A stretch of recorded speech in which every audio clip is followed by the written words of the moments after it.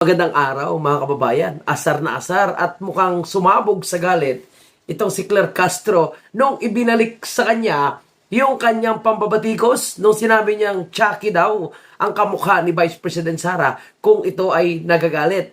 Ngayon, ibinalik po sa kanya ng isang abogado at ngayon ay pinagbabantaan niya po nakakasuhan. At ang lakas ng loob mga kababayan siya pa yung unang gumawa ng isyo patungkol sa Chucky remark na yan. Ngayon siya pa ang nagagalit at gusto niyang kasuhan, ipablatter.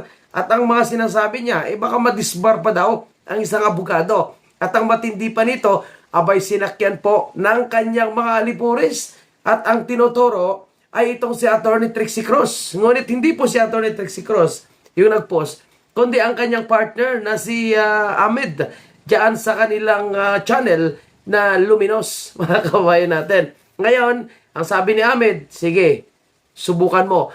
At malalaman natin, magkakaalaman tayo kung sino ang tama at kung sino po ang mapapahamak dito. Lalo na mga kababayan, sabi ni Ahmed, itong si Claire Castro ay empleyado po ng gobyerno. At ang kanyang inatake ay binastos ang mas mataas na posisyon sa kanya, ang Vice Presidente. Okay, so wag na natin patagalin mga kababayan at mamaya pupuntahan din po natin itong sinabi po ni Ahmed na nag-claim na siya po yung nagsabi, siya po yung nagsalita ng hindi maganda dito kay Castro at hindi po si Attorney Trixie Cruz. Okay, so puntahan natin mga kababayan natin para talagang marinig nyo itong pagtataray mga kababayan nitong si Claire Castro.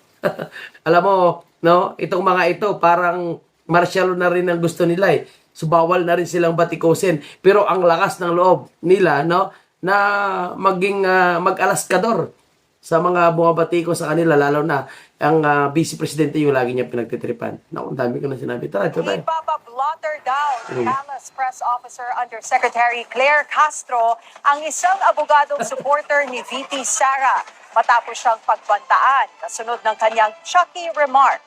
Una kasing inihambing ni Castro ang bise kay Chucky kapag daw nagagalit. Ang kilalang... Mga kabayan, tingnan nyo siya ang unang naghambing kay Vice President Sara sa Chucky kung nagagalit. Bakit siya ngayon ay magalit? Bakit siya ay napikon? Lang manika mula sa horror film na Child's Play. Sa kanyang YouTube vlog, sinabi ng opisyal na posibleng ma-disbar ang abogado matapos makisawsaw sa issue na hindi naman siya kasali. Ngayon pa lang, General Nartates, i-report ko to Sabi niya, mga kababayan natin, nagsumbong kay Nartates. Ano ba si Nartates? Asong ulo niya? Nagsumbong kay Nartates, baka magsumbong pa yan kay Browner. O baka magsumbong pa yan kay Gibo Chodoro, Elisa Tanas, at Bongbong Marcos. Di ba? Paano hindi ka babatikusin? Tandaan mo, Claire Castro, ikaw po ay public servant. Ikaw po ay public figure. Ikaw po ay government employee. So kung ano man ang iyong sasabihin, pwede kang batikusin. Lalong-lalo na, no? Sinabi mo rin po ito in public na si VP Sara ay mukhang Chucky kapag nagagalit. O ngayon, kapag ikaw naman ang sinabihan, nagagalit ka. Di ba? So ano ibig sabihin yan? Bawal na kayong batikusin. Bawal na kayong resbakan sa inyong mga pambabastos. Di ba? Sumusumbo pa kay Nartates, tanginang yan. kapag ka daw nilaglag ako, siguro ng boss ko or what, appendix lang, mali pa yung spelling niya coccyx. No? Ang nakalagay yung conyx. Coccyx lang ang walang latay sa akin. Diba? So, ibig sabihin, most probably, pag wala na tayo, diba? Bilang Palace Press Briefer, gaganti sila. Kung buhay ang katapat nito, Ayan mga kababayan po natin Blotter down So, Ipapablatter niya daw po mga kababayan po natin. At sabi niya, kapag wala na daw po siya sa Malacanang, no, buhay daw yung magiging kapalit dahil sa kanyang pagiging tagapagsalita daw ng Malacanang. Pero, sabi niya nga, probably. So, ina-assume niya na yon ang pwedeng gawin sa kanya. Pero syempre, mga kababayan po natin, kung kakasuhan niya yung isang abogado, hindi naman basta-basta po, mga kababayan natin, no? Na makakasuhan niya yon. Hindi naman basta-basta na papakulong niya yon o kung ano man ang gusto niyang gawin doon. Dahil unang-una, abogado yon. Bago niya sinulat yon, ay alam niya kung ano po ang ibig sabihin. So ito ngayon, mga kababayan po natin, ang lakas po mang-asar, ang lakas manggago, ika nga, itong si Claire Castro. Kapag siya ngayon ang binalikan, siya po ang binanatan, abay asar talo. Kaya ano ba siya? Diktador? Kagaya na rin po ba siya ng kanyang amo? Na lahat nagbabatikos ay gusto nilang aristuhin. Kahapon lang, mga kababayan po natin, naristo po si retired General Puques. Diba? At hindi siya binigyan ng pagkakataon na magsalita. So, diniretso po siya sa Camp Karingal at diretsong ikinulong. So, hindi naman lumipas yung 24 hours ay nakapagpiansa naman sila dahil billable naman po yung kasong i-final sa kanya. So, ganyan po sila. Pagkatapos pindihin si Kiko Barsaga, takotin si Congressman Leveste, now aristuhin si General Puques. Sino pa? So, marami pa po sila. And now, tingnan nyo, itong si spokes attorney Harry Roque, hanggang ngayon ay hindi pa rin nakauwi. Okay, puntahan natin mga kababayan. Itong sagot po ni Amid Paglinawan. Si Amid Paglinawan, siyempre mga kababayan, ito po yung nag-post doon sa banat niya or tirada kay Claire Castro at siya ang binabantahan ni Claire Castro, nakakasuhan daw. Pero ang inaatake or pinapaatake ni Claire Castro ay hindi si Amid, kundi mismo si Attorney Trixie Cross, mga kababayan, no? Alam naman natin na itong mga vloggers, trolls, ay may konektado po ito sa Malacanang. Dahil yun nga, sinabi nga mismo ni Congressman Leveste na sa Kongreso sila nagtitraining kung paano sila dumipensa, paano po sila umatake sa mga taong naglalabas ng katotohanan. Ito mga trolls nito. Okay. Basahin natin ang sabi ni Amid Paglinawan, kasama na rin doon sa mga nag-a-attacking trolls sa kay Attorney Trixie Cross. Sabi niya rito, sa mga taong may problema sa post tungkol kay Claire Castro, patungkol sa cheque stand niya, ako ang nagpost noon. Kung ipinaglalaban niyo si Claire Castro at ang kanyang kapasidad sa katotohanan, yung totoo ang sabihin niyo sa mga atake niyo. Ako ang nag-post, ako ang tirahin, wag si Trixie. Kung hindi, sinungaling kayo, pare-pareho. At sa iyo naman, Claire, ang problema mo, diktador ka ngayon. Castro, sabi niya dito, ang lakas mong manggago, pero kapag ikaw ang ginagago, yayay ka. Ako, pumakiyo sa'yo, halika, ako, palagan mo. So, kasama yan sa mga sinasabi ni Amid, ha? Si Amid pa rin nagsasalita yan. Dahil itong pitch na ito, Luminous by Trixie Cross Angeles and Amid Paglinawan, siyempre dalawa po silang gumagamit. Okay? Kung nasaktan ka rin naman pala, pasalamat ka. Ako ang nagmulat sa'yo dyan sa bagay na yan. So, ito po ay post ni Amid, mga kababayan, ha? So, hindi po ito kay Attorney Trixie Cross. Ayan, okay. So, si Amid po yung nagpost nito, mga kababayan. At, meron ba siyang ibang sagot dyan kay Claire Castro, mga kababayan po natin. O, ito. Okay, basahin natin ulit. Okay, mga kababayan, ito pa. Ang sagot pa ni Attorney Amid Paglinawan diyan sa sinasabi or pagbanta ni Claire Castro na siya ay kakasuhan. Okay, basahin ko lang ito, ha. Nung ginagago ni Claire Castro si Sara Duterte sa kapwa niya public official,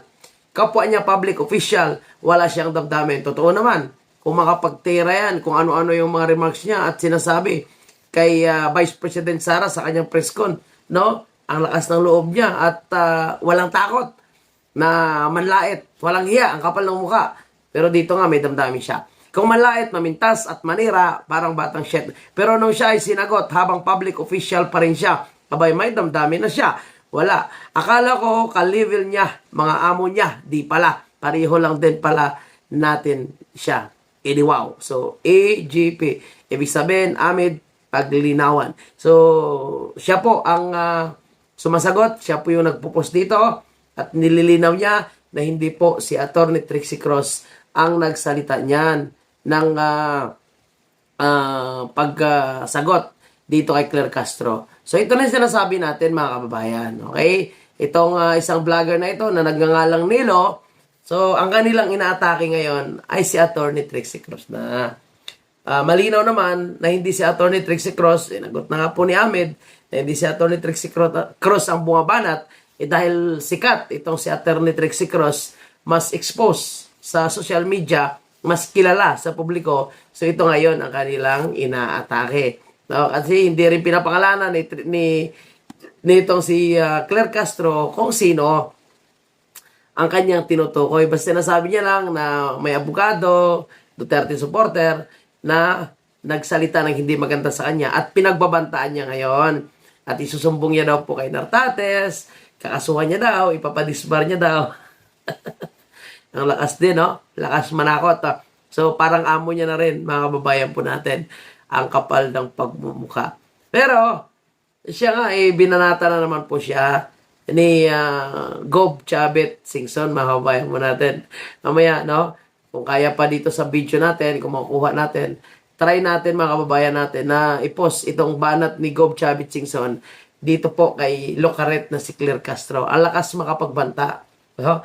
Ang yabang, akala mo naman, sariling pera niya yung kanyang ginagastos. Pera ng taong bayan yung nagpapalamon sa pamilya nito, mga kababayan po natin. At itong pag-aatake niya po sa kanyang mga vlog kay Vice President Sara at sa mga supporters, malinaw po na walang pinagkaiba itong si Claire Castro sa mga bayarang vloggers na kagaya niya. At yung katotohanan ay lalabas naman yan. Sa ngayon, sige, no, dahil yun nga, nasa posisyon pa sila, kagaya ng sinasabi ni Ahmed, kung wala na sa posisyon, ano yung mangyayari sa kanya? Sa dami po ng ginawa niyang katarantaduhan. Dapat ang ginawa niya bilang spokesperson dito sa Malacanang, kung ano lang, yung totoo. Diba? Huwag yung dadagdagan niya pa at extreme pa yung pagbabanat niya, particularly po sa ating Vice Presidente. No? Na parang bangag din kung bumanat, mga kabayan. Ito, tingnan nyo ha, kung paano nila pinagluloko ang taong bayan. Imagine mo, ilang araw lang binasa ni Bongbong Marcos yung mahigit 4,000 pages, no? Na ito daw ay nilalaman ng budget sa kabuuang taong 2026. At sinasabi na yung pera, yung pondo ng 2026 na nagkakahalaga ng mahigit 6.7 trillion, ito daw po ay magiging pera ng taong bayan at yung paggagastos ay mapupunta sa taong bayan. Pero ano ito, mga kabayan? 4.5 billion ang Intel and Confidential Fund ni Bongbong Marcos. Yan po ba ay mapupunta sa taong bayan? Paano natin nalalaman? Sapagkat hindi naman nila nilalabas kung saan ito ginagastos. Kung bakit yung kay Vice President Sara na 125 million, abay, gigil na gigil po sila at gusto nilang gamitin na ebidensya para sa kanilang impeachment and kasong i-final sa ombudsman. Pero dito kay Bongbong Marcos, tahimik po sila sa kanyang 4.5 billion na confidential fund at sa ibang ahensya ng gobyerno. So ito ba ay pupunta sa taong bayan o baka mapupunta lang, no? Doon sa malaking ethics ba yun? Tubig, mga kabayan po natin, na binabayaran daw po nila para lang magpasaya sa kanila. O sabi yan ng isang Pinoy-American, mga kabayan po natin. So kung totoo man yan, alam natin na lalabas naman ang katotohanan. Yung ginagawa ng pagbiyahe, paglulustay, pagpapakonsert, diyan sa Malacanang, at yung ginagawa nilang pag-atake sa mga Duterte and sa mga supporters. Dito kaya nila kunin ang sa 4.5 confidential fund. Kasi, paano nila sinasabi na ginagamit ito para protektahan ang ating national security? Now, nakikita nyo, lalong lumalakas po yung mga kaluwang grupo at mismo sa eskwelahan pa sila nanawagan na mag-recruit, sumali sa kanilang organisasyon. Pero, ang kinakasuhan na inciting to sedition, yung mga tao nagsalita against corruption, kagaya ni General Pukes at marami pang iba. Okay, so pakinggan natin, budget, pera.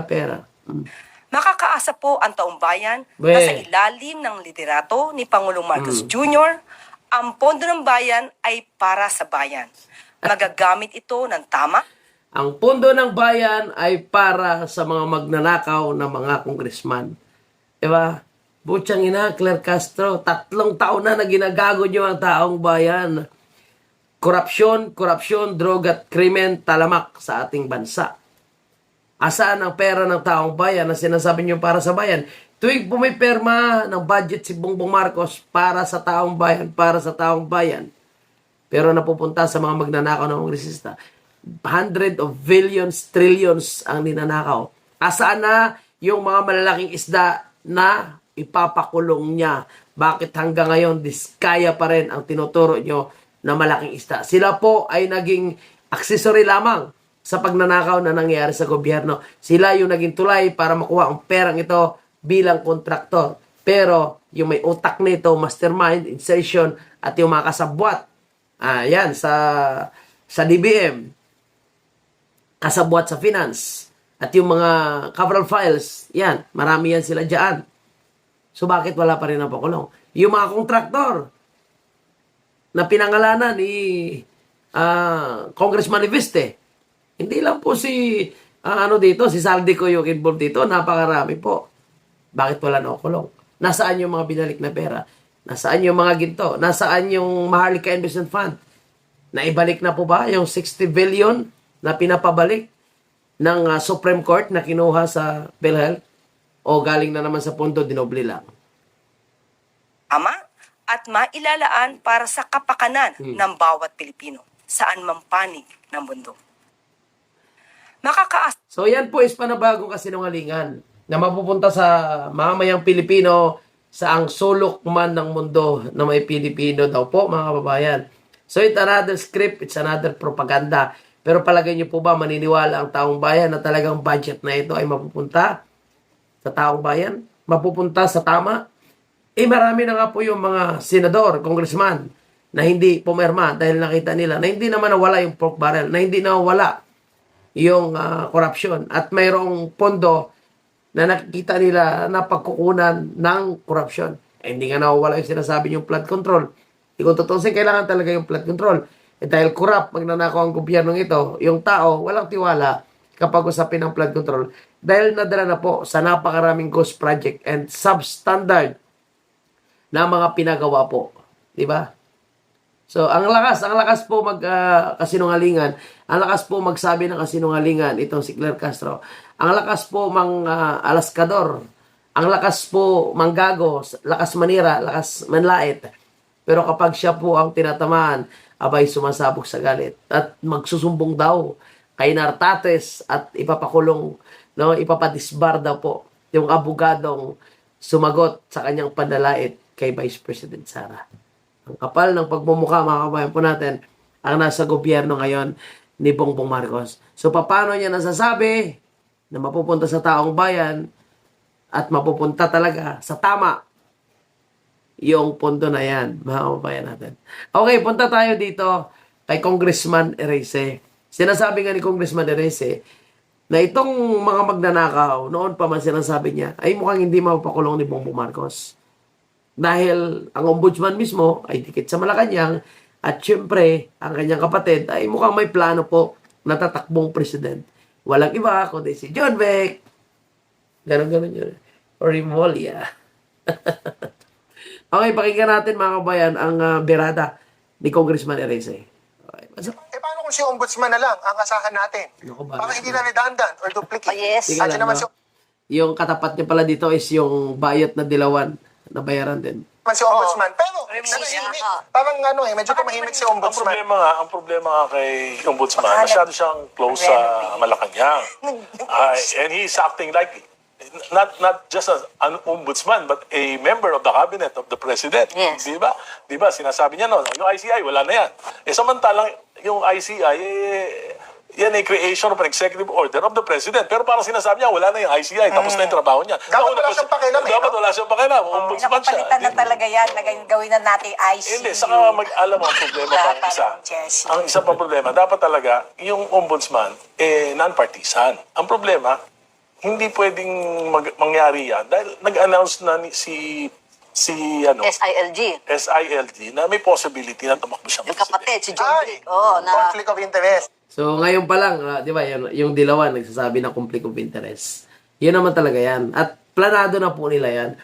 Kung paano nila gaguhin tayo, kung paano nila bibilogin ang utak natin. Doon pa lang sa paglabas ng mga listahan ng magiging ombudsman, sinasabi nga ni Amy Marcos, kapatid mismo ni Bongbong Marcos na wala na, yan ay ano na lang, parang formality na lang na proseso.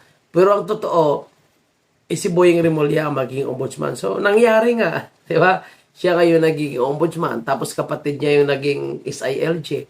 So, conflict of interest. At ginagamit nila po ang pera ng taong bayan para sa kanilang personal na interest. Hindi naman totoo na non-partisan itong ombudsman. So, obvious, pag-upo niya pa lang, si BP Sara agad ang kanyang gustong pag-initan. Si BP Sara agad ang kanilang gustong imbestigahan. Napakalaki po yung budget na napupunta sa Office of the President. And bakit Vice President? Sa iba't ibang ahensya ng gobyerno na may mga confidential fund. Bakit si BP Sara lang? So lahat yan ang ginagawa po nila is alam na rin ng taong bayan. And itong sinasabing pagtakbo ni John Vic Rimulya sa 2028, alam naman natin na hindi yan sila mananalo. Otherwise, lulutuin na naman nila ang kumilik. So, gagamitin na naman nila ang pera ng taong bayan para po sa kanilang personal na interest. So, nakikita nyo ngayon, ang corruption ay hindi nawawala, mga kabayan. Yung kanilang pagnanakaw ay hindi nawawala. Lahat po ng ahensya ng gobyerno ay nandyan po yung corruption. Dahil mismo nga, sinasabi po ng mga eksperto at may ingay sa issue ng politika na, kasama pala dyan si Manong Chavit, na yung mastermind ay walang iba, kundi si Bongbong Marcos and si Martin Romualdez. Kasabot yung kanyang anak na si Sandro Marcos. Si Executive Secretary Bersamin, kasama na nagre-request ng allocable, Special Assistant to the President Lagdamio. Yung dating DVM na si Pangandaman, kasama po sa mga sinasabing nag-release ng pera na involved dito po sa maanumalyang Ghost Project. So halos lahat po sila. Ito naman yung sa Department of Health. Meron din pong kaso na i-final sa kanya about corruption sa DOTR. Ano pa ba yan? Sa tourism, marami. Sa Department of Agriculture, yung Farm to Market Road. Yung mga pagpasok ng mga illegal na mga produktong agrikultura sa ating bansa. So halos lahat. At yung ibang ahensya ng gobyerno naman ay nagagamit naman po upang gipitin ang mga sumusuporta sa mga Duterte at yung mga kumakalaban kay Bongbong Marcos. Hindi naman kumakalaban personal, kundi kumakalaban sa usapin po na korupsyon na tinutukoy or tinuturo siya yung may involvement. So ngayon, dahil mainit na naman ang usapin ng corruption at marami pong nagre-resign sa kanyang mga cabinet secretaries, ito, magkakaroon daw po ng malakihang reshuffle o revamp sa administrasyon ni Bongbong Marcos. So, tingnan natin. Kasi mag-apat na taon na po siya. No? Ilang buwan na lang. Mag-apat na taon na po siya. Pero wala pa rin nangyaring magandang pagbabago. Hindi natupad yung kanyang mga sinasabi at lalo pang lumalala ang usapin ng korupsyon at lalong nagagalit pa ang taong bayan dahil napakarami sa kanyang promiso ay walang nagawa. So kumbaga, ito na po yung dapat niyang gawin. Ilang taon na lang kung gusto niya talagang tapusin. Yan ay kung pagbibigyan siya ng taong bayan na galit na po sa usapin ng korupsyon. Wala no? Ang pinangako niya na may mapapakulong siya na malalaking isda. So, hindi naman napakulong si Martin Romualdez. Nandyan pa rin. Hindi naman nakakasuhan. Yung mga involved na mga kongresista. So, tahimik lang. Yung mga senador ang kanilang pinag-iinitan dahil yun nga, bumoto against the impeachment of Vice President Sara. Nandyan po si Jingo Estrada. Nandyan po si Chis Escudero. Nandyan po si Joel Villanueva.